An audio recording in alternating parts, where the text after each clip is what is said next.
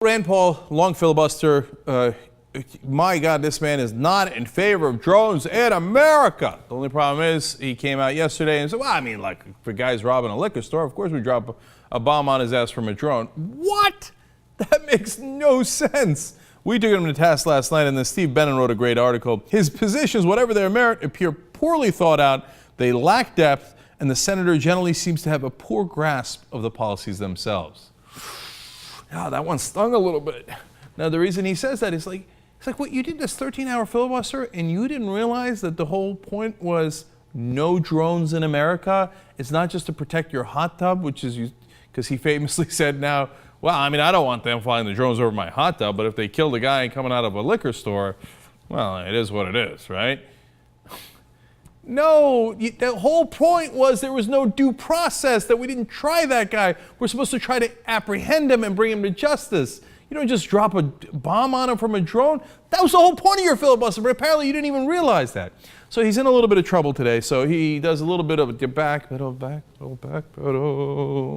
Quote, my comments last night left a mistaken impression that my position on drones had changed. That's kind of because it appeared that your position on drones had changed based on what you said. But he says, no. Let me be clear. It has not. Oh, okay, well, there you have it then. Problem solved. Armed drones should not be used in normal crime situations. They may be only considered in extraordinary lethal situations where there is an ongoing imminent threat. So wait, can they be used in crime or not?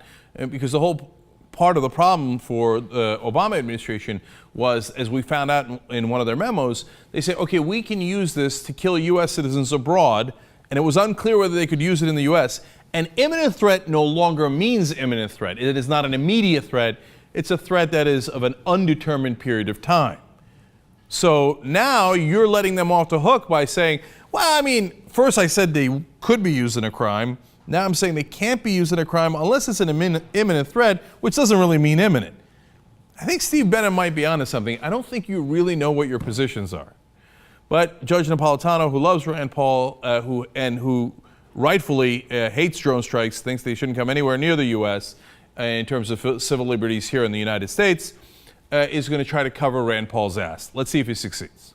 He called me because he was concerned about the misunderstanding which generated, almost exploded overnight on the blogs and the websites. The tape that Neil did of him on Tuesday was aired sometime in the 8 o'clock hour last night. By midnight, the stuff was all over the place, and even people who are staunch supporters of his and his father's and whose values I share were concerned that he changed his mind on drones, and the answer is an unequivocal no.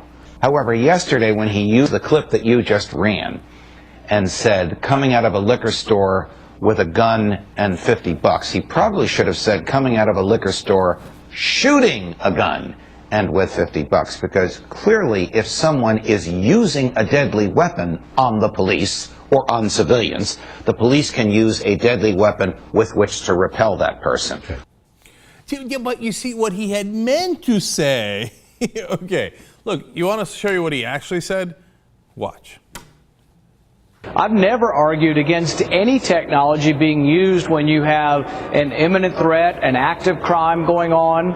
If someone comes out of a liquor store with a weapon and $50 in cash, I don't care if a drone kills him or a policeman kills him.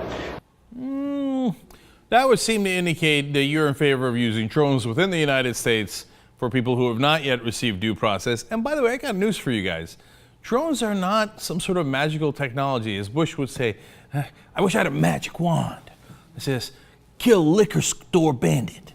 But I don't have that magic wand. You drop a drone, you're just as likely to kill the liquor store owner or the person driving by. They think that this is like a sniper. It just comes in and boom, gets him. How many civilians have we killed in Pakistan, Yemen, Afghanistan, etc.? There's collateral damage. You're going to do collateral damage inside the United States of America? Look, collateral damage, let's keep it real. This is what America thinks of collateral damage. Yeah, we killed some foreigners, but whatever, right? They were kind of in the general area of people we thought might be attacking us. We got to keep Americans safe. It is completely different if you start doing collateral damage to Americans.